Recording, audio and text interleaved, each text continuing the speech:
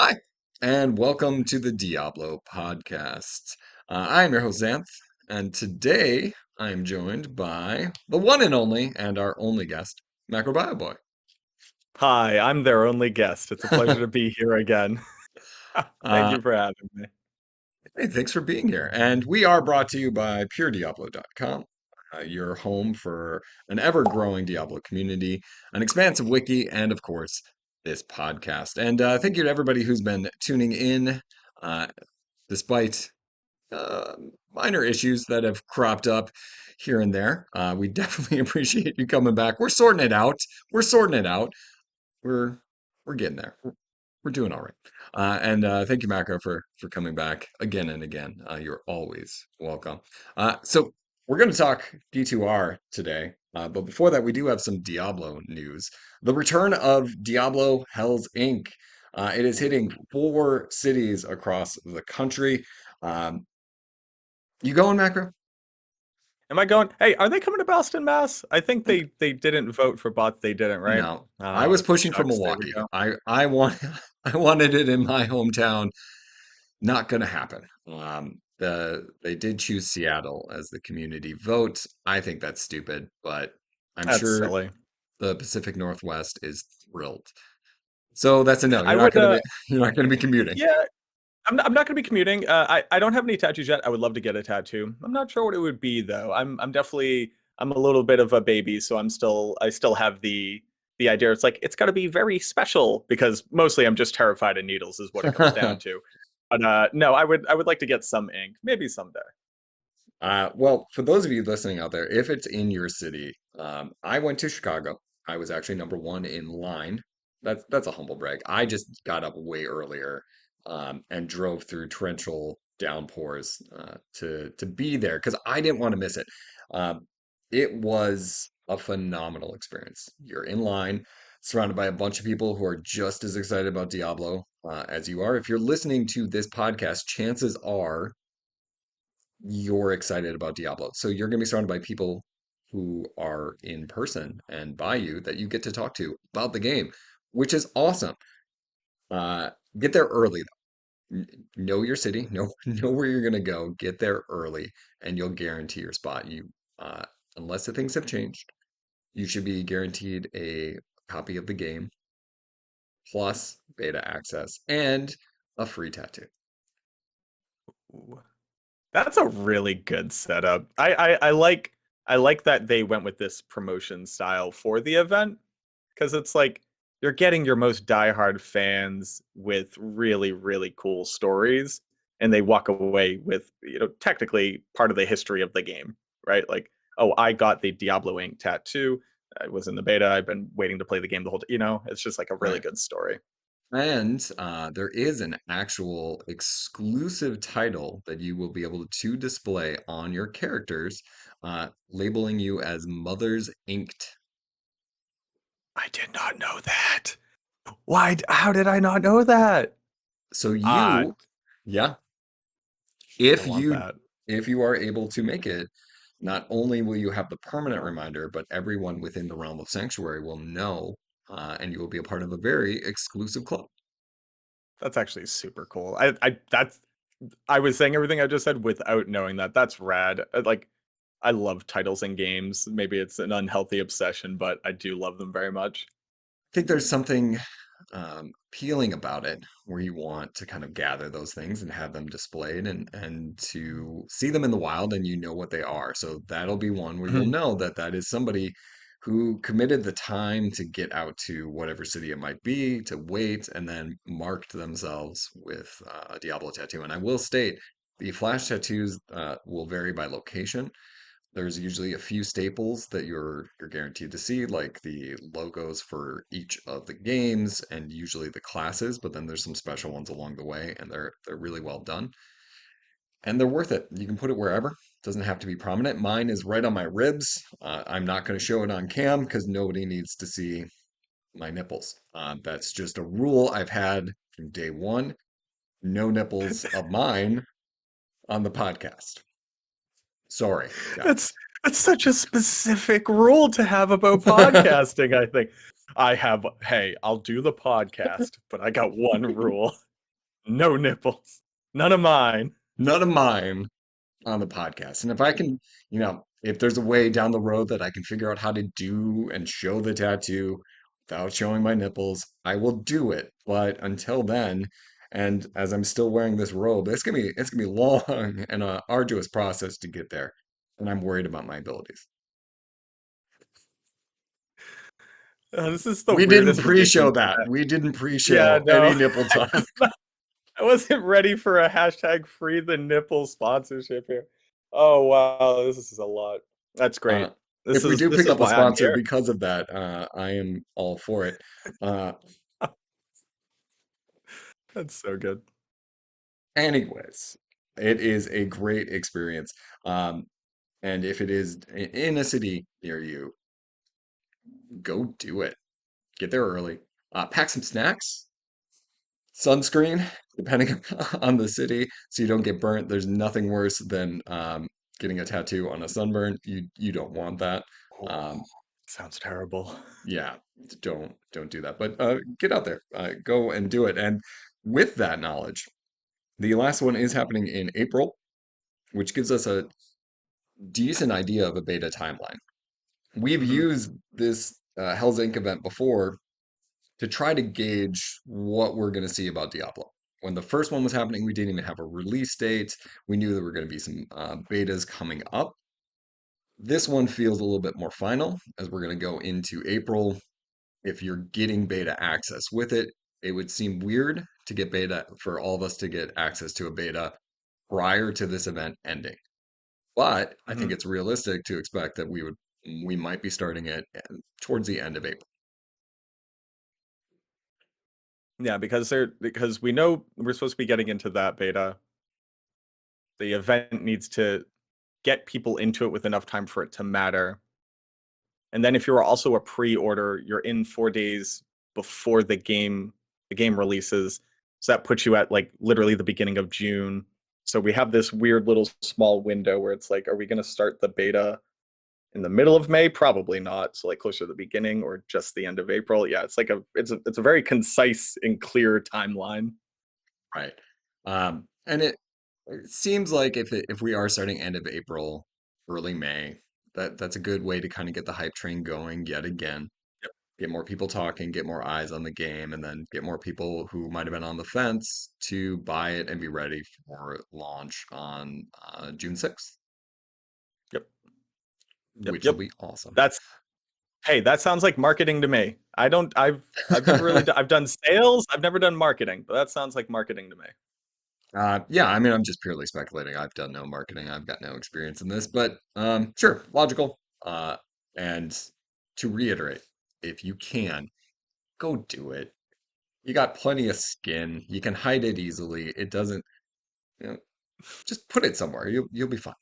Um, and it is a good time. Also, I want to point out a tattoo in general, like the size of that tattoo, the time it takes, you're talking 100, maybe $200. Um, Mhm. that they're just gonna give you.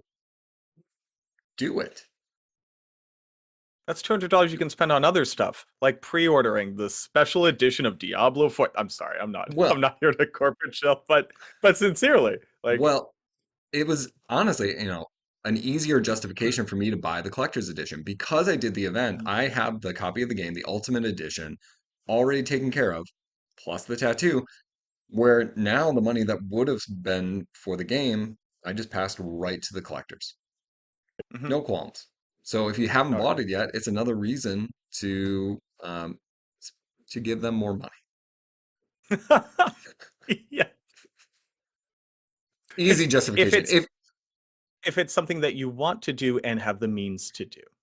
We're not correct. Nobody be a has to little bit do it, a, li- but a little bit of the voice of reason, a little bit of but if you have the mindset that you're going to show up and get a tattoo, I think you probably want the collector's edition anyway, and it's easier to do probably. this. And we're not getting paid by this. This is not, we're not shilling. Um, No, no, no, no. I'm We're just just saying, fanboys. right, this is how I got to that thought process. This is how I justified it in my head. So maybe you do as well. Okay, Hell's Inc. aside, we've got some other Diablo news. We have a A new patch will be coming for D3. We're going to talk about that in a separate podcast next week with a special guest. That's all I can give. Ooh. I know, special guest. Do I Who's it do I going to know be? them? Are they my friend? You know a lot of people. I know I Um, know I know a couple people, I'd say. you have a But lot like of 5 friends. people. Um, so I'll leave it at a maybe. All right. We'll talk post All show, right. and then I'll I'll know post for show, sure, post show, and we'll be post like, show, oh, and then okay, I'll yeah, leak it on Twitter. It'll be fine. It'll be I, great. yeah, of course. If you can stay up that late. Look, I'm a tired man. I have a lot of work to get done. Look, okay, so for people who don't have the context, we were supposed to get this done, what, on Wednesday, 2 days ago? I Yeah. think it was. We were supposed to get it done. This good man hit me up and I was like, look, I might not be awake by 9 o'clock tonight. I was not doing well. I hadn't been sleeping. And luckily you were gracious enough to say, look, we can do it on Friday. Don't worry about it. And So thank I you. want to point out that you are giving us your time. If you're too tired, then we don't do it. If you want to do something, then we do. Um, like I'm gonna give you some shit, but that's it. Because I appreciate That's you being it's here. that's warranted. Hey, it's warranted. I need to tell the people my side of the story. I need them to walk away having a good image of me in their head. And I get that. So what are we here to talk about if it's not the D3 patch? It is the new Diablo 2 Resurrected season and patch 2.6. It's kind of a Oh, big deal. it's Um, like it's weirdly a big deal actually. It doesn't look like it, but it kind of is. there's a lot, and you've been on the forefront of it. You've known about a lot of stuff that was happening with this well before us, uh, with revealing some of these new rune words, which we should talk about in a second. Um, but let's just get right to the heart of it. Am I supposed to hate the patch or love it? Oh yeah, definitely. Only take my opinion. Don't form your own opinion. Whoever's listening, only take my opinion. I think this is a very good patch. Um, I will address the elephant in the room. There's a big group of people who are asking for some quality of life changes, and that those talk about extra shared stash space, stackable runes, and currency. I would the only thing that I would say is I would just remind people that the developers back when we got 2.4 and people realized we were going to get changes to this game at all pointed out the fact that like hey, those things we get that people want them. They're a little bit harder to implement than you might think, and we're not necessarily sure that we're going to prioritize them. So while they've never said no, we're not going to do that, they've never said yes, we're going to do it. I'm not saying it's never going to happen, but at the very least, just remember that like they never really committed to that. That's all I'll say. I think there'd be a lot of really good ideas. So you don't see a lot of quality of life changes in here, but we have a rather historic thing, which is the first nerf to arguably the most prolific and best build in the game, Cold Sorceress, Blizzard Sorceress. So we'll get into the nitty gritty later, but we have a balanced patch where the Sorceress got nerfed. And that's a wild, wild thing for a patch that doesn't have a ton in it. So, should you love this patch?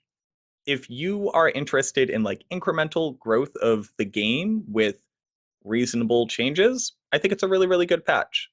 If you're looking for monumental changes every single season, which I'm a bit more on the side of, there are some wild changes. It's not as wide sweeping as 2.4, obviously, but I think this is on average a pretty average patch. I don't think you should be weeping for joy. I don't think that you should be crying in rage. I think it's pretty okay with some very notable changes that they made. That was a little too reasonable. So I'm gonna Mm. lean into hatred. Okay, yeah, that makes sense. Yeah, it's terrible. Like, where's the stuff? Give me Act 6. Let me play Diablo 3 and Diablo 2. I also Okay. want to be able to play Tetris in Diablo 2. I feel like there's a lot they really should be doing for me. and Oh, they have it. and So there you go. now that a streamer doesn't like it, I'm gonna go the opposite direction. And I feel like I This is love too it real. now. This is too real. I can't. I'm spiraling right now. This is too real for me. No, and we talked a little bit pre-show there. Anytime a patch is happening, it seems like in D2R, the there's no way to satiate the community just due to the fact that there are some that don't want to see any changes, and then there are those that want to see massive changes that, as you alluded to, would take a lot more time. Mhm. Completely destroying the meta that has existed for 20 plus years is not something that can happen, at least from my opinion, in just one patch. It Yeah, needs a lot more time than that. However, yeah, there is a little bit of a sentiment. I did think it was a valid point that this is probably one of the, it's not the last patch that D2R is ever going to get, but it is the one that's going to preclude D4. So in yeah. terms of drawing more people and keeping them on, it may have underwhelmed in that department. I think But that's really valid. Sorry, go ahead. oh, I would just say that also still is an unrealistic expectation that of saying like, hey, D4's coming out, this patch needs to be the greatest thing ever because it can't be, and it never could be. It's to touch on that very quickly because I do think it's a really important thing. Um, Diablo 3 clearly got their farewell send off patch. From everything that I've learned about the Diablo 3 patch that's coming, this it's worthy of being realistically the last major content update before the new game in the franchise launches. I don't I'm not asking Diablo 2 fans to be just happy with what you get and, don't complain. But Diablo 3 is the predecessor of Diablo 4. Diablo 2 was the predecessor of Diablo 3. Diablo 3 getting like a farewell send off patch when Diablo 4 comes out makes a lot of sense for me. The remake of a game that had not been updated for over 20 years getting a similarly large patch just probably wasn't in the development cycle cards. Like that's getting the resources together to do that for two titles that are both kind of the predecessor of the new game coming out is just like I understand why this patch isn't bigger. I'm not saying I'm happy with it. I'm just saying I can understand it. And how okay you are with that obviously is a personal thing. But I promise there's really really cool things in this patch once we look at them. Like two of like I think some of like the most monumental changes that they've made in the game since they re-released it, honestly. Well, let's do that. Let's start digging into this patch just a little bit, and I think there are things I don't think we really need to talk about. The inclusion of the terror zones and Sunder Charms to offline mode. That while it is a big deal, and it's great that offline players get that, and we could argue they probably should have had it before. It's awesome. Probably. It's not changing anything. It's really just taking the content from last patch and pushing it to offline. Yep. The bigger ones, let's talk about what you got to do. You got to reveal and be To one of the reveal. first people to talk about new rune words. New rune words, yes. And these rune words, and I say this as a bad player, mediocre player, they feel like they're targeted towards me. Like I'm not going out finding bear runes all the time, but all the runes in most of these, I feel like I can get. Uh, that that seems like a good thing. But maybe I'm wrong. I no, I love these rune words. I really, really do. It's not just so if we start with just the helmets, Let's start with that. especially with the especially with the changes that they made to the helmets, because I think they can't be overstated enough. These helmets say if you're in Nightmare and you are in Act 1 and you are dying because you don't have a resistance that you need, you can go make a helmet that you don't need to replace until Hell difficulty. And that's cool. Um, Oddly enough, your most casual players aren't taking a 3 socket helmet that they find and putting a RAL or an Athal rune in it. because it's very difficult to conceptualize how much survivability that gives you. But it's very easy to take Temper or Bulwark or even Cure at this point, now that has Cleansing Aura, and go, okay, this fixes this resistance for me. And I put it on my head, and now I don't have to worry about it anymore. I agree for like min-maxers and speedrunners, we already had lore, which fixes your lightning resistance and gives you a skill. I understand that. But they gave a lot of really, really cool options to early game melee builds, early game mercenaries, and early game players who are being like, hey man, I'm dying and I don't really get why. Now I can go make a helmet and now at least I'm not dying to that thing. And that's pretty cool. The cure helmet gaining the cleansing aura is like secretly very, very nuanced and deep mechanically. Uh, cleansing aura gets a synergy bonus from prayer aura. So it means that if you have a prayer aura mercenary and you put cleansing aura on, not only do you heal from his prayer aura, but cleansing aura also heals you. On top of that, it removes poisons and curses. So all of a sudden, you put a helmet on your mercenary, and now curses aren't on you in the Chaos Sanctuary any longer. You're not just dying to random poison effects because you don't have any resistance or minus poison length. You're double healing from your mercenary. So now he's healing, he's staying alive more, and you're healing. Like that in and of itself is just a very, very cool thing that has a lot of applications, even into the later game, if you're willing to play interesting builds. Um, on Hearth, which is the cold resistance helmet, they put Cannot Be Frozen. The only sources that you had for Cannot Be Frozen were a Ravenfrost unique ring, which you just may never drop, a Death's belt, so the Death set, it's a really early game set, and it's a belt that just says Cannot Be Frozen. If you put it on, it says Cannot Be Frozen, you're like, cool, I guess I don't have to worry about that anymore. And the Runeword Wisdom, which was the helmet that they released in 2. Or I'm sorry, in season 1, um, for like the rune words that are now cycling into non-ladder. That one had Cannot Be Frozen, but that took a pull rune. This helmet, you could just go farm Nightmare Countess, put it on your melee character. Now you have Cannot Be Frozen, and you still get to wear a belt. You don't need to find a Rune Master weapon. Like the Rune Master unique axe has Cannot Be Frozen. Like it's very hard to find Cannot Be Frozen in the game on items that actually have good stats. And now you could just make one. So now, boom, now you don't have to worry about that. Cool. And then obviously Bulwark is like actually a really good helmet and we'll see use into like the early late game. But this thing says 15% physical damage reduction, and you can just make it out of some runes that you find on the ground in Act 1 Nightmare. And that's pretty sick. So you're I don't want to tell you you're right. These are for bad players. These are for people. These are for people who do not currently either have like the knowledge or the gear to solve their survivability issues, and you can just go force the game to give you these items. And that's really, really awesome for people who actually play through the game, play through single player, don't just get rushed to hell, actually sit down with like a couple of their friends and play 1 to 2 hours, 2 or 3 times a week. They're like, oh, cool, I can actually survive in hell now.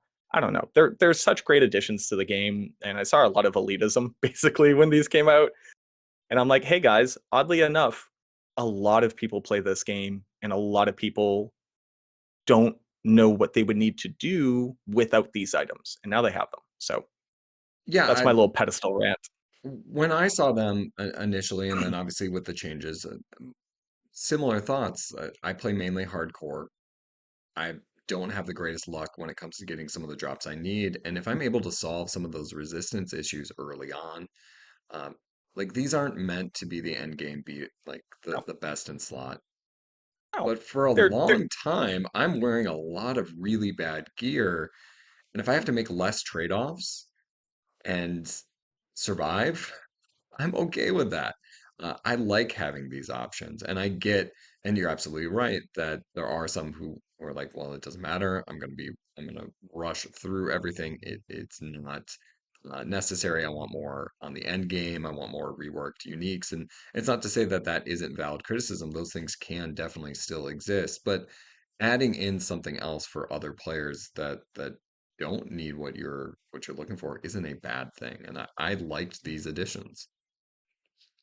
Yeah, I think there's another thing, and this just came to my brain. There was a bit of feedback that I saw, which was none of these rune words excite me enough to play ladder to get them. Ladder only rune words should be powerful. And that made sense back when you were playing LOD year 10, and you would have to play ladder to roll perfect spirit bases, roll perfect exile bases, and farm for like Indarials because that was a ladder only item. Ladder only right now basically means if we keep the same trajectory, every 2 seasons they rotate to non-ladder. They're not ladder only anymore. You can now make them a non-ladder.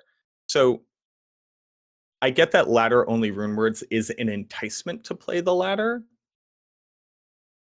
but them saying, hey, they're going to rotate to non-ladder more often means that they can try to answer some of the gearing problems that people have with these items so that people who may not have enjoyed the last ladder season might enjoy this one now that they have more tools to be able to play it with their friends again in a more casual sense. Like that's a good thing. Like that's a good thing for the community of players regardless of whether or not it shakes up the endgame meta.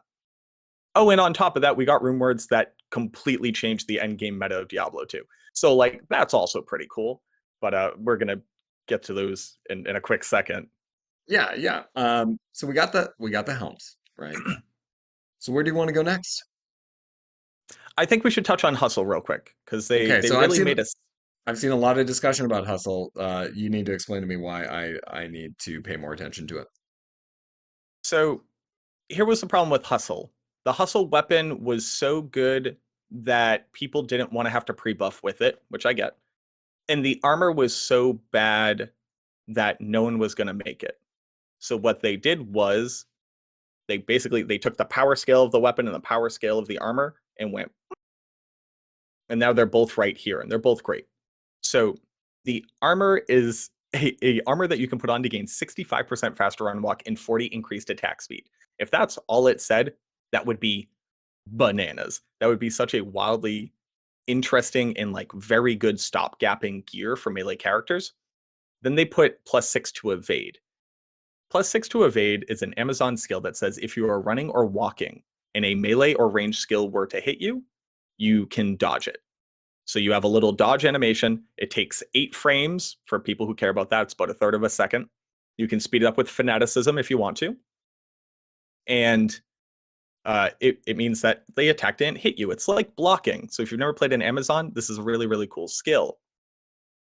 Realistically, even with like a bunch of plus skills, you're only ever going to hit 50% chance to dodge, and it only works when running or walking. So it's when you're running away from danger or running towards danger or trying to run by danger, you have a chance of not dying, and that's sick for melee characters.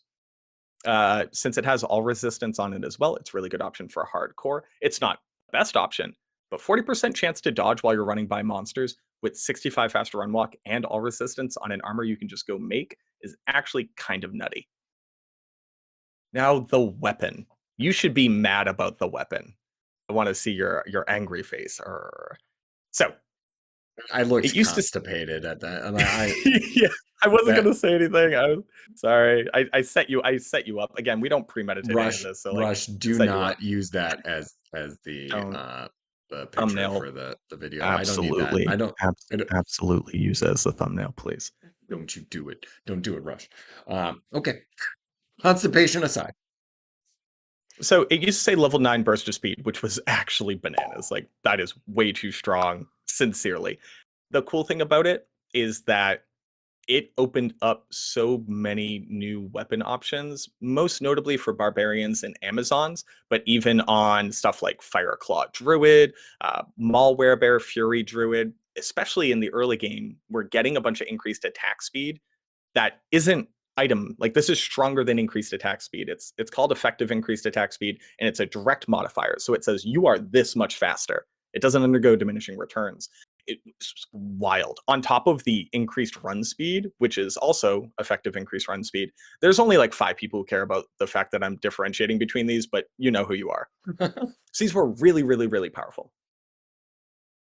The weapon itself was garbage. Like nobody would use this weapon. it had really low damage. It doesn't have any like increased chances to hit. It doesn't give you any attack rating. It doesn't ignore target defense. You wouldn't use this weapon as a real weapon, except on like Elemental Boazon, but now I'm getting really nitpicky. Now the change is just a level 1 burst of speed, which is much weaker. And you have to really commit to using this item over something like Call to Arms in the end game for pre-buffing. That being said, Boazon will still use this absolutely. Some Barbarian builds will still use it. Even early game builds will still use it because they bumped up the damage and they added a level 1 Fanaticism aura. Reason why that's so important is because Fanaticism aura gives you attack rating, percentage attack rating, which is really, really strong. Gives you a little bit of enhanced damage, which is nice, and also gives you a constant source of increased attack speed. So if you're using this as a real weapon, you'll have burst of speed, Fanaticism itself has 30 increased attack speed, and now it has about 200 enhanced damage, which with the Fanaticism is more like 250 enhanced damage. All of a sudden, it's like actually worth using in the early game on a lot of melee builds. And it still has pre-buff potential, but it's not so strong that people will feel FOMO and they'll largely ignore it. So I think they really hit the nail on the head here. And then just like some quick sneak previews into some things I'm going to be testing with it is a summon necromancer using an iron golem to summon a hustle runeword weapon to get the level 1 fanaticism aura. Fanaticism aura at level 1 has a really, really small radius, but since your iron golem will be next to all of your summons anyways, it's like you running a beast runeword, but you don't have to. So now it's like you have a little bit of interplay there. It's kind of nice. It's a cool item.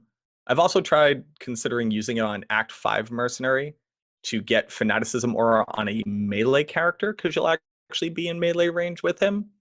So now you have a early game option to get a pretty weak but substantial Fanaticism aura onto your build, as opposed to waiting to build a Faith Runeword on an Act 1 Mercenary, or waiting to get a Beast Runeword on yourself. So it's got some cool applications in the early game and in the late game. So I really, really like what they did with this. That was a lot. No, But but there's it is that's like that's like how influential an item like this can be, just because it says burst of speed and fanaticism. Like that's it. If this thing could say like level 0.5 fanaticism, it would still beg the question, are there ways of implementing this into builds that we can abuse it? Like hmm. that's how powerful that aura is. No, and I like hearing the other additions because this is a league that I really do not know where I'm going to start yet, uh, Mhm. which we'll talk about why later. But Yeah, we yeah, will. so hearing something like the Iron Golem Necromancer, I haven't played one in a while. That sounds intriguing, and to know that that's an option that can happen as early as level 39, as opposed to having to wait for much longer, is exciting. And I'm all for that. Now there is another rune word that did pique my interest, and I assume we're going to go there next, which would be Mosaic. We've talked a little This bit thing, about Assassin this thing is before, nuts. and This thing is so nuts. we had when we were talking about D4, we had joked about how the assassins combo points in general have been kind of a joke, and suddenly here I am looking, going, maybe I want to try this because this is pretty intriguing. So tell me why I'm wrong. Phoenix Strike Assassin is a brand new S tier build in Diablo 2 Resurrected that might be one of the best density clearing builds in the game, one of the strongest and tankiest builds in the game, one of the most interesting builds in the game. And putting 2 mosaics onto your character took this build from relative niche obscurity to something that I think you're going to see actually dominating the meta. Like that's how powerful this rune word is. It's it's nutty. I can go into a lot of detail about next hit delay with the different martial arts skills and how you can only use certain charges with other certain charges or whatever. Here's what you do. You get 3 stacks of Tiger Strike, you get 3 stacks of Cobra Strike, you get your 3rd stack or your 2nd stack of Phoenix Strike, and then you walk up and you melt your actual hard drive, RAM, and GPU by obliterating the whole screen. If this thing doesn't like wreck the server day 2, then somebody's doing something wrong. You put on 2, you never use up your charges. They were so smart. They then added on, when you use a finisher, your charges are refreshed. So you walk into a game, and if you had theoretically infinite monsters, you do 10 seconds of setup where you go Tiger Strike, Tiger Strike, Tiger Strike, Cobra Strike, Cobra Strike, Phoenix Strike. And then you just dragon flight and dragon talon your way through the solar system. It's going to be bananas.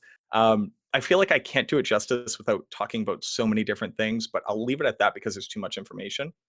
Quick note, one of the most substantial changes that they've made to this game, as you look at Mosaic, you'll see that it says plus to skill damage on it, plus to cold, plus to lightning, plus to fire.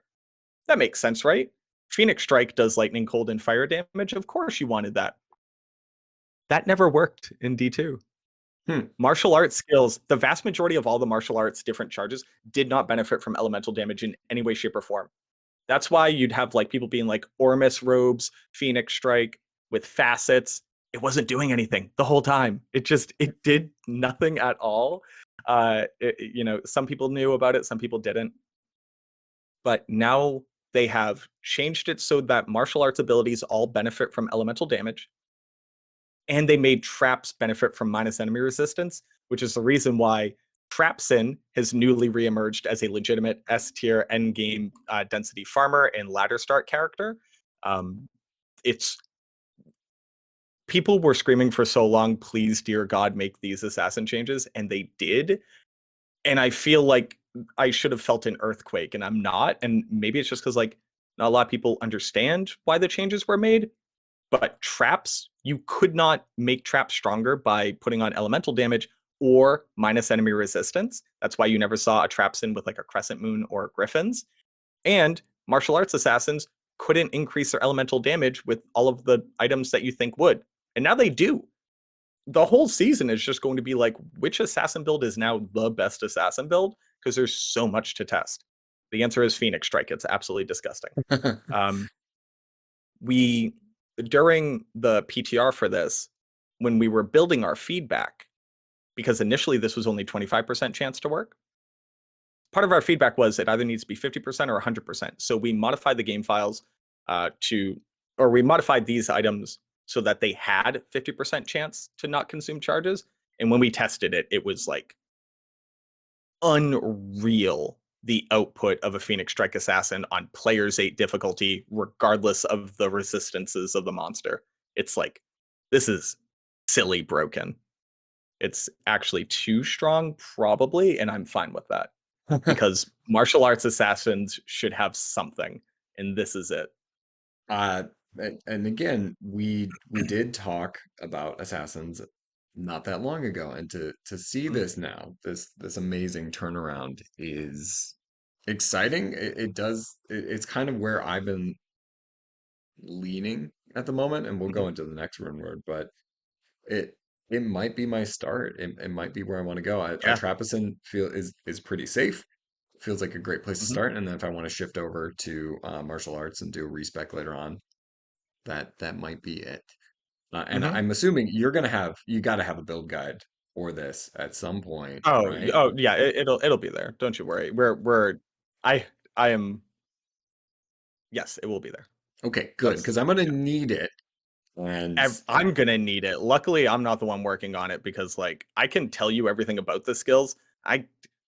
I've literally never touched the skill Blades of Ice. I've never equipped that skill to a hotkey and hit a monster with it. Like I have no idea what they do. Luckily, there are other smart people, on my team who do know stuff though. So okay, good, because like I said, I'm going to need it. But this is an exciting rude word. It does seem to shake things up a little bit. So, shaking things up, let's go to Metamorphosis, I our like what they did with druid it. rune word. Our Druid Runeword, I really like what they did with it. So, for people who didn't know, Metamorphosis says if you turn into a werewolf and hit somebody, you get a buff for 3 minutes, and then if you turn into a werebear and hit somebody, you get a buff for 3 minutes. Both of them are really cool. You get attack rating, increased maximum life, physical damage reduction of 20%, which is bananas, and increased attack speed. it used to be that you also got Crushing Blow if you turned into a werebear and hit somebody. They moved that onto the item itself. So now if you want that Crushing Blow, you actually have to wear the item. So it's not just a pre-buff item, which I think was really, really smart for them. I think they did a good job with that. Um, Looking at its applications, it really is like a min-max tool on where Druid builds. Like you might as well have it in your Heraldric Cube and do it once every 3 minutes because 30 bonus to attack rating and increased maximum life of 40% is pretty cool, especially on hardcore characters. And especially the physical damage reduction of 20%, pretty cool. It's still a good option for Fireclaw Druid. It's still a good option for Rabies Druid.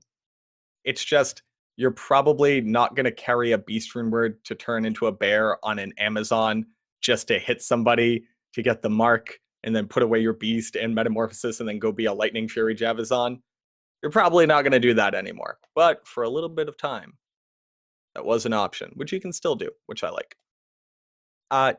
They also added on, so like the base item itself says all resistance and cannot be frozen, which allows you to actually argue whether or not it's better or worse than Jalal's, depending on your build.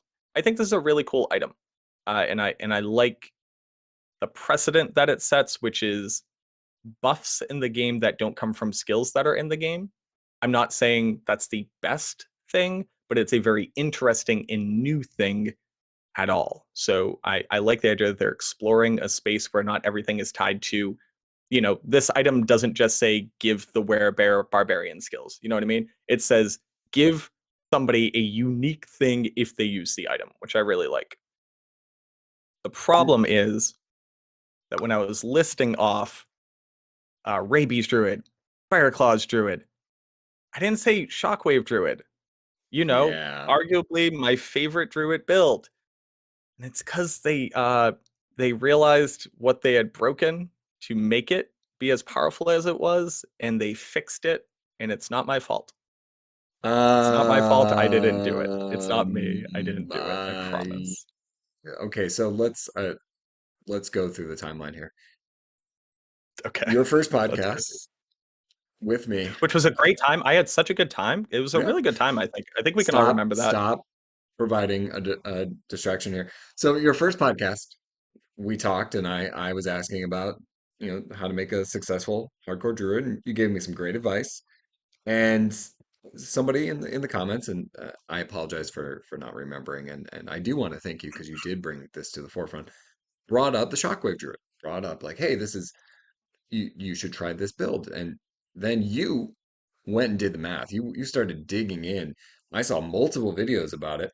Uh, It was only two, so yep, that's that's multiple multiple. is it's a true statement. It's not a very powerful statement, but it's a true statement. I made two videos. I feel like now you're nitpicking my argument here, but you did make multiple videos discussing this. So timeline, okay. Shockwave Druid viable. Macro makes two videos. Next patch, Shockwave not. Okay, Okay. okay. It's not your Okay. fault. It's not your fault. Let me It's let not me your explain. fault. Let me explain because I know what happened. I know what happened. All right. So Wait, wait, this wait. is Before, I think before we go into what happened, let's talk about the patch itself. Shockwave Druid is not viable any longer, right? correct. Well, Shockwave Druid as a It farming build is no longer viable. As a support build for a team play, you can still lay down 10-second stuns, massive Heart of the Oak, so that or Oak Sage, so that you can give a lot of health. You're a huge tank, so you can soak a lot of damage, a lot of different summons. Like it's still a very good support build if you have a full team that's built around it. You can't go farm stuff with Shockwave Druid because they took away its damage. It does about 800. Max damage is about 800. It used to be 8,000. So it's a little bit weaker right now. just a little bit, and we talked pre-show, but I went on the PTR and I wanted to play a little bit with the Runewords, and I was enticed by Metamorphosis. I was like, hey, even in the last season, I couldn't find a Jalal's. I was able to trade for it eventually, but like this is much more attainable. I'm excited for this. Let's see how it plays. And I took their build and I immediately reset it. I went to the Shockwave version. I went to the first terror zone that was available, and I was like, wait a second, something's not right. And I chalked it up to me being bad. Just I messed up somewhere along the way, and it turns out it's not that. It just doesn't work anymore. And we talked a little pre-show, so now you can explain why it's not your fault. It's somebody else's. Thank you. Because here's the thing, people, regardless of what I say right now, people are going to hear MacroBioBoi thinks that he can force the developers to make changes, regardless of what we say. And I can't do that. I can just like, I can send them a pretty letter that's like, I would like it if this did this. And then I assume they use it to like fuel the fire of their house, whatever. So here's the actual timeline.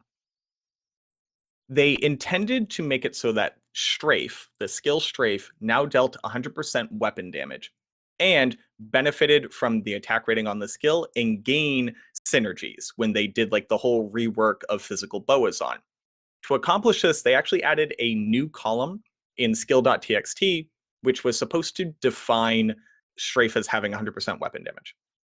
When they did that, for whatever reason, a 15% enhanced damage value was added in that same column, or at least one of the other columns, for Shockwave. So Shockwave, behind the scenes, was gaining 15% enhanced damage per skill level. That's how we got up to the 8,000 damage, whatever, on an endgame Shockwave Druid. Now, they actually have fixed Strafe in patch 2.6, which means that skills.txt is properly representing the data that it needs to for Strafe to work the way that it's supposed to, which means that they fixed the skills.txt coding, which means that Shockwave, which was never supposed to have this thing, also got fixed in this process. This is a little bit conjecture. I haven't looked at the new skills.txt because we can't download that yet. But that is what has to have happened. Them resolving the bug that they instigated by putting in this strafe change is causing Shockwave to no longer have a bugged functionality. So it wasn't me. Now, I promise you, with the very small amount of relative clout that I have with anybody, I'm actively lobbying to get Shockwave to be officially buffed with the changes that we saw back in 2.4, because I think that Shockwave is literally the most accessible, hardcore friendly, beginner friendly, and intuitive build in Diablo 2. I love this build so much. I hate the idea of it being taken away. It's easily my favorite Druid build, and I'm at the very least trying. Uh, I and I hope that it, I doubt it will go in for 2.6, maybe 2.7. They go, hey, you know what? We're going to make Shockwave a cool build by implementing this small change that everybody seemed to like. So if we could just make some constructive noise, touching on those points, accessibility, hardcore friendly, beginner friendly, easy to play, controller friendly. You use one stick to move around and you use trigger to shoot Shockwave. It's a twin stick shooter at that point, or a single stick shooter. It's such a good skill. I hope that they revert it or codify it rather, but it's not my fault, so I'm sorry. Well, if it's not your fault, you don't need to apologize, but I don't know. There is the developer's note, and I want to read that. We wanted to implement targeted changes and buffs for the druid instead of having a particular druid build be strong because of a bug. And the natural counterpoint is, what targeted change did you implement to replace it? Um, Stay tuned for season 4 of Diablo2 Resurrected. Yeah, I don't know. It really feels like they wrote that. It made sense. And then like you know the meme where everybody's sitting in a boardroom and the guy's like, "What if we added windows?" And then the guy is being thrown out of the window. I feel like instead of that, it goes like, "And we'll make targeted changes to fix Druid and make it more viable." Good. And then it flips over to that where that guy should be sitting down and he was like sick that day, so nobody said anything. And they're like, "Great, makes sense. Send it out." We did it. Um, Mission we did accomplished. it. Hats off, boys. But yeah, I'm. It's a bit confusing, but ultimately, I think maybe that's a stay tuned type thing for season 4, mid season balance patch. I don't know. Yeah, it is disappointing to see. Obviously, I've expressed my love for druids, and to have a build, and we talked pre-show, it was not the the best build, right? By any means. It was outpaced by so many other ones, but it still felt good. Yep. And to lose that, like those mid-tier builds, to lose those feels worse than uh, losing something from the top. Because there's always Yep. going to be something else that rises up there, but something that's just okay, or well, a little better than okay. But to lose that is unfortunate. And so I guess that does beg the question. They fix Strafe, Yep. and Shockwave goes down. Is the Strafe fix for Amazon worth losing Shockwave for Druid? That's a little bit, that's a little bit rough. So i- if if I try to if I try to be objective, like I take my biases out of it, Shockwave Druid served a very similar function to Tornado Druid. You had a slightly clunkier version where you had to shapeshift and then teleport and then re-shapeshift. But what you gained was a massive amount of survivability and crowd control. So you were a little bit slower, but safer. Realistically, you could just take Tornado Druid and build it tankier and slower and get a similar effect. I'm not saying that they're equivalent, but technically, it basically meant that the Druid had two very, very similar builds. Now, that being said, the Druid has Fury Druid and Maulbear, which are very similar builds. They use the same gear, but that's a whole other argument. Strafe was like so close to feeling good that for a while I didn't even notice that it wasn't working like it was supposed to. Like they're like, "Hey, Strafe is better." I played a Strafe on. I was like, "This is really good. I'm really tanky." It's like not difficult. Sorry, somebody. Oh, jeez. Uh, Dude, sorry about that. are we on Twitch right now? I didn't know that was going to happen. Yeah. Hey, thanks to whoever that was. I appreciate you in the future. So for people who don't know, somebody just like followed my Twitch channel, and because I'm using certain applications, it came through my audio, and I was not expecting that. I But it's a first, and I think it's awesome. So but sorry. So it felt good, and then when it came to light that it wasn't actually working as intended, I was so excited for when they were going to fix it because Boazon we were having a really really good discussion about the Boazon in my Discord channel where somebody made the great point. They're a really big they're a cool person in the community. I'm not going to blow up their spot in case they don't want to be talked about on a podcast. But they said for the amount of investment you have to put into a Boazon and how effective they are at clearing stuff, that should be the gold standard for what an S tier build is. For people who don't know, building a physical Boazon, it's literally not good until you have best in slot gear across the board. And then it's pretty good, but it's still worse than like Lightning Fairy Jabazon, Blizzard Sorceress, Hammerden, etc. It's a really, really powerful build, but it's the cost of it is ridiculous. And I just really like this idea of like a high skill, high investment build should be the gold standard for S tier, which I agree with. In Strafe now probably isn't S tier, but it's a really high A tier build. And I think that's good. Like, I think it's good that that happened. And it stinks that Shockwave got gutted, but I'd rather builds get intentionally stronger and more balanced, kind of like they said, rather than us having to deal with an unintuitive bug that nobody knows is happening until like somebody accidentally figures it out. And then it's kind of still only middle class. It's still only a mid tier build, which, like, I don't know. So the cosmic scales, I don't know if I can give you that answer, but it's great that they finally fixed Strafe and that it's going to be a great A tier build. So okay. So we can talk about the Amazon. Is Jabazon's still going to be the best? oh yeah. But you mentioned Strafe kind of mixing things up a bit. Am I going to be able to do it in hardcore? Am I going to be able to make this work? Strafe? Oddly, like Strafe is actually like really, really tanky. Um Early game strafe, probably not. I wouldn't do it. But late game strafe, I personally use an upped Bariza because I'm a Bariza elitist. I don't like the Wind Force.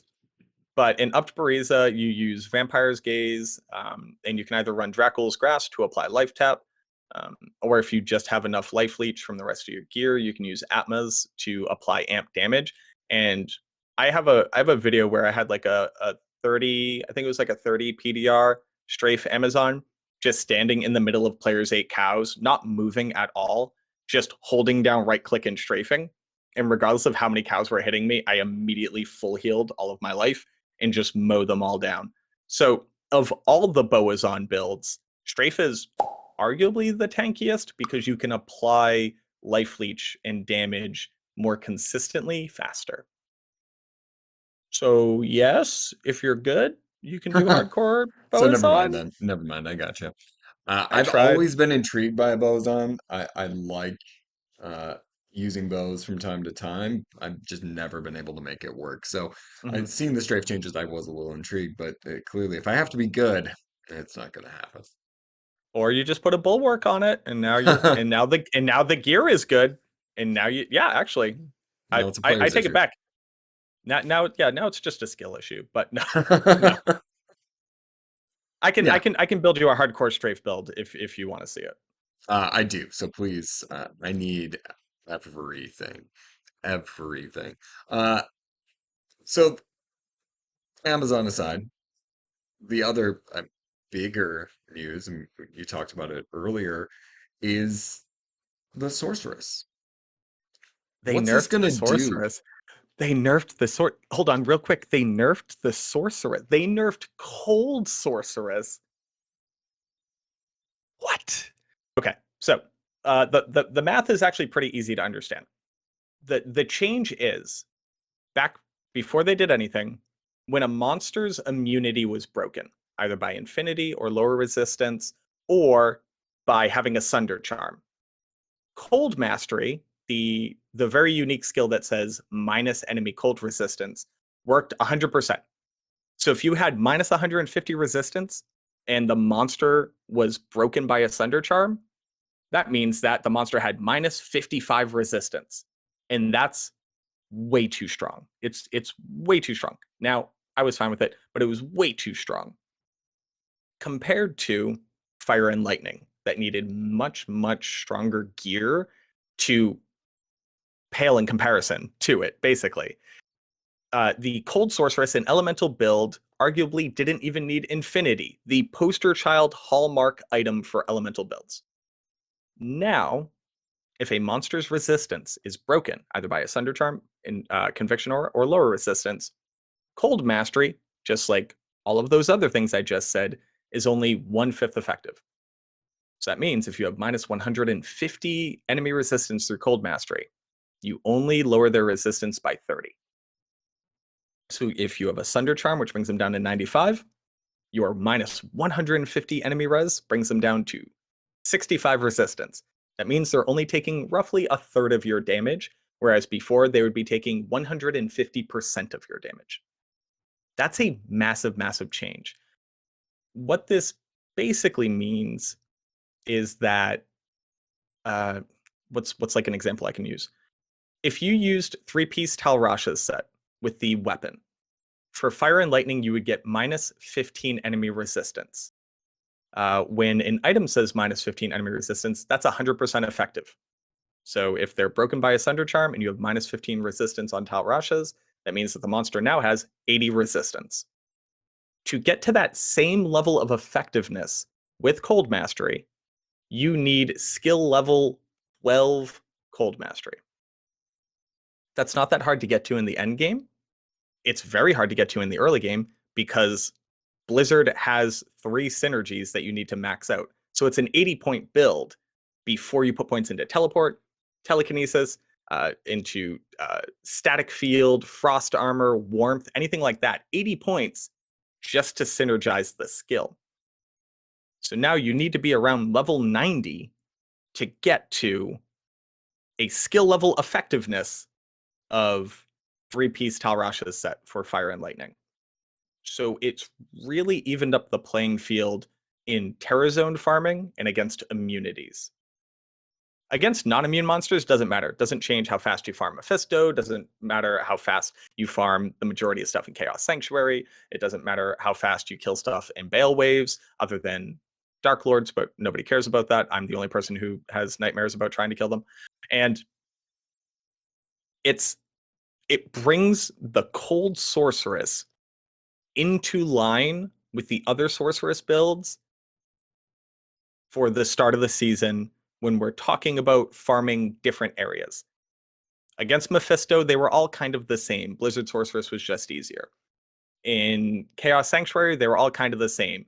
Lightning Sorceress really couldn't kill Vizier.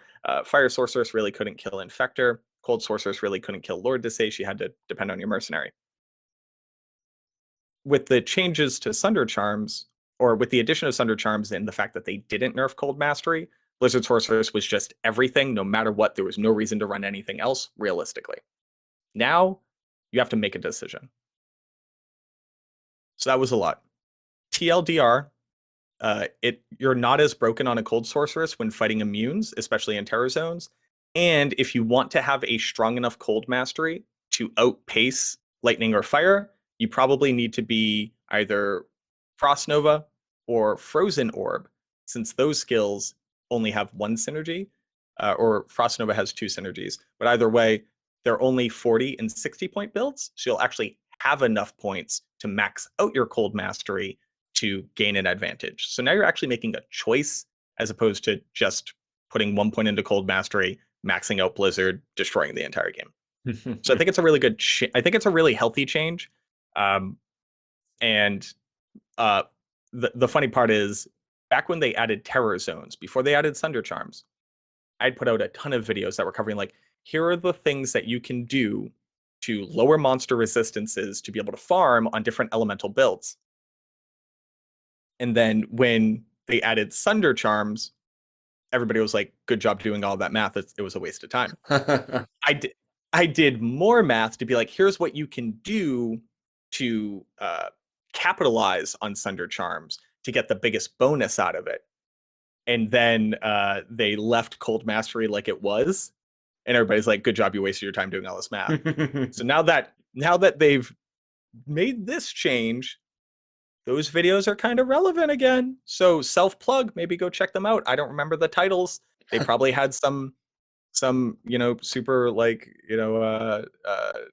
catchy title like, is this the death of fire or something? They had some clickbait title probably. I'm sorry. I wish I didn't have to do clickbait, but sometimes you have to.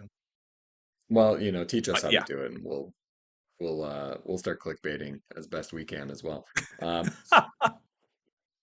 People love clicking videos about the sorceress. You could literally just put the words sorceress ? And your comments will just be filled with like, the sorceress isn't real. You'll have a great time. I think I've already. I think the title for this one is MacroBioBoi destroys Shockwave Druid in D2. Single-handedly. Slick. Watching this, it it's the truth. You didn't kill the Blizzard Sork though, so there's I that. didn't. This wasn't me. I didn't argue for or against this. I think it's a really, really good change. Again, I think it points to them hearing what the community said, and they're like, you know what? Because back when they added the Sunder Charms, you can go read the patch notes. They go, you know what? We looked at the Blizzard Sorceress, and we don't think that she has an unfair advantage. Basically, yeah, I'm not quoting them directly. Then everybody was like, what do you mean? And now this patch, they go, you know what? Heck, they might not even agree, but they're like, you all are saying that this is a problem, so we'll change it and we'll see what it looks like. And I like that.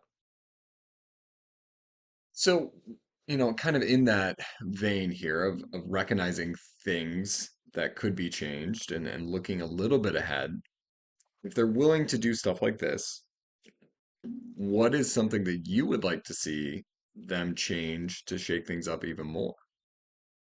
They should remove. All right, for the people who already know this, they already know what I'm about to say. In this game, to hit a monster, you need basically to have more attack rating than they have defense, and you need to be higher level than them. One of those two things you can control, which is how much attack rating you have.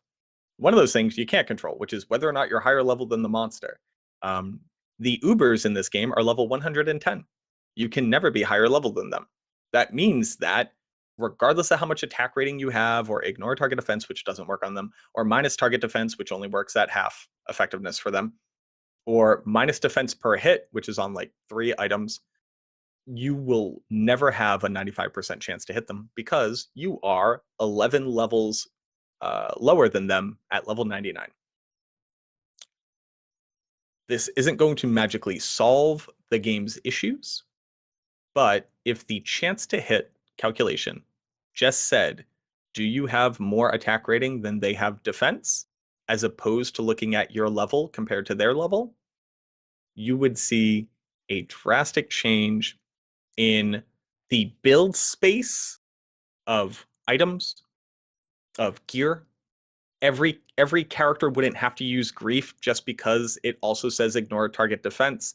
Every class wouldn't have to put Eth-runes into its weapons to get minus target defense. You wouldn't need to have 20,000 attack rating on a Boazon to have a 95% chance to hit. It would drastically change the landscape that they could then develop into. New Runewords could just say more damage, more cool abilities, more different auras, more elemental damage types, because it doesn't also have to say ignore target defense and plus 300% attack rating and minus target defense. Like, the skills that we have would become so much stronger. Battle Cry from the Barbarian, which reduces monsters' defense by a percentage. The Act 5 Mercenary that casts Battle Cry. Inner Sight on the Amazon, which is a flat reduction to monsters' defense. These skills become more powerful by proxy of the fact that they are more influential on the total attack rating calculation. Now, I will say, from what I understand from the developers, making this change would be very challenging. That's all I'll say. This game is a very old game with a lot of ridiculous coding that's all toppled on top of one another. So it would be very difficult. But I think that is the single most powerful change that they could make to the game that would then enable so much other design space to become available for additional future changes. That's my boop, boop, boop right there. That sounds awesome. And second vote. So we did it. We'll make it happen now. There we go. You can kill a Shockwave Druid and then And then I will create a kill whole the hit new. chance calculation. There you go. I think you just need a few videos, maybe Two. multiple. A Two. couple, which is typically 2. Yeah, I guess if we want to get into semantics. However, you'd be able to make this happen based on current trends. So we've been talking a while. We know this patch and the ladder reset is happening on the 16th. This Mhm. entire conversation has me just excited to go play some D2R right now. Like I might just log off and just go do that right after we're done. No, I need to wait. I need to wait. I want the fresh experience because it's not going to be as good. So what are Oh, your plans? oh, I'm sorry. We have to touch on 2 things really quickly, Okay. and I won't grandstand as much as I typically do. They made it so that traps benefit from minus enemy resistance. This is incredibly powerful. Previously, all you had was infinity or lower resistance. Now on a trap sim, you're able to run Griffins, Crescent Moon, and this means that you're finally going to get monsters down into negative resistances once you're on endgame gear, which is going to drastically increase the effectiveness of the assassin across the early, mid, and late game. That's phenomenal. Wake of Fire Assassin is also going to be much stronger because you're able to stack so much minus enemy fire resistance that it's absolutely going to be one of the better builds, especially for elite sniping. Ooh, and they made a really big change to the fact that plus elemental skill damage, at least for fire mastery, is going to now double dip on ranged attacks. It used to only work for melee attacks. Now it works for ranged attacks. Again, I'm going to have a bunch of videos talking about this. Sorry for all the self plugs, but this is actually like a secret, wicked, cool change that not a lot of people are tuning into yet. And fire, enchant, demon machine, crossbow sorceress is arguably one of the strongest fire builds in the game now, and absolutely destroys all content on players 8 regardless of immunities, as long as you have a Sunder Charm. It's disgusting. I've been testing it out a lot on stream recently by kind of hacking together a bunch of different stuff. It's bananas. And then if they actually make it so that all elemental damage double dips on ranged attacks across all builds, you're going to see a huge power increase on everybody that like ice bow is on, fire bow is on, any of like the weird bow paladin builds that people like to do, even like throw war shrike dual dream sorceress, which is a wild build to say out loud.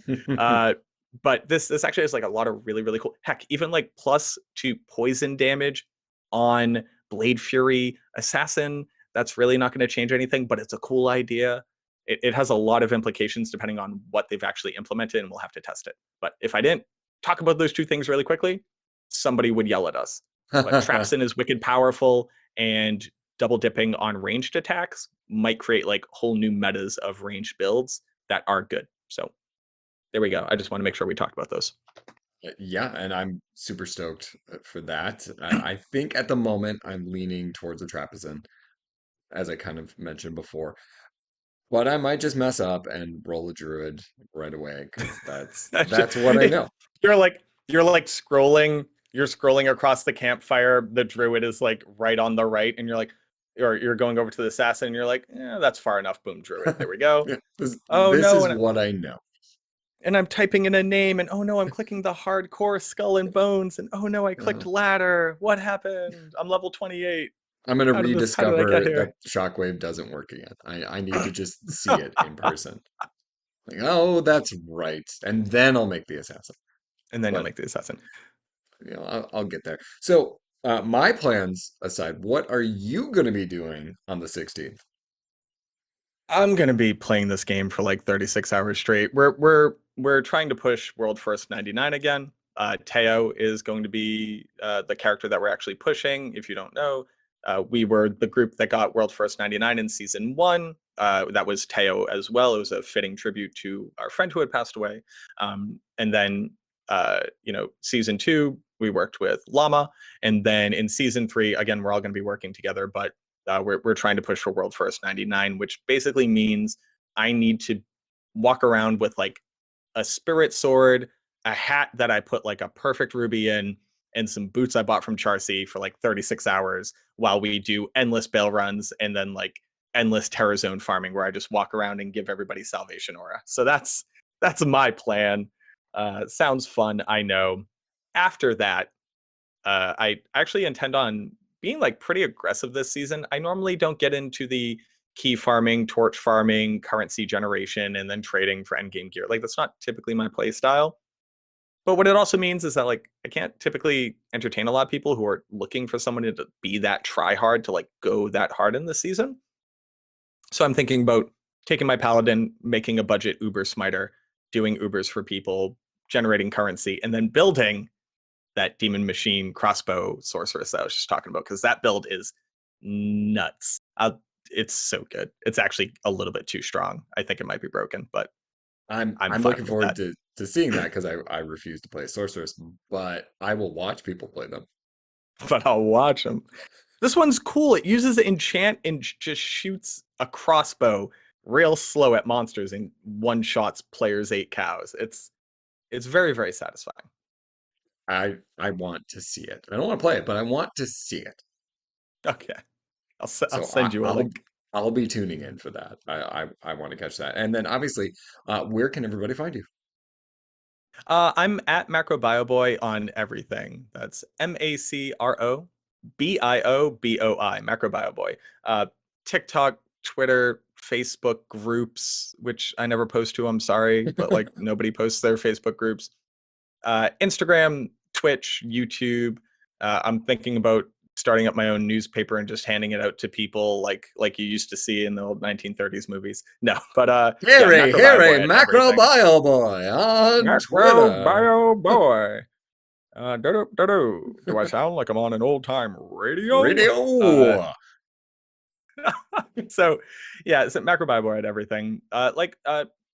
For people who've like never hung out in my community or perhaps don't know about my community, we're just like really cool people. I like to try to answer as many questions as I can, as often as I can. If you're somebody who's looking for like really in-depth analysis and you don't want me to just rant for like 40 minutes, it's better to jump into my Discord because at least there you're not stuck watching me rant for 30 minutes. I have to there's a character limit, so I have to type it out shorter.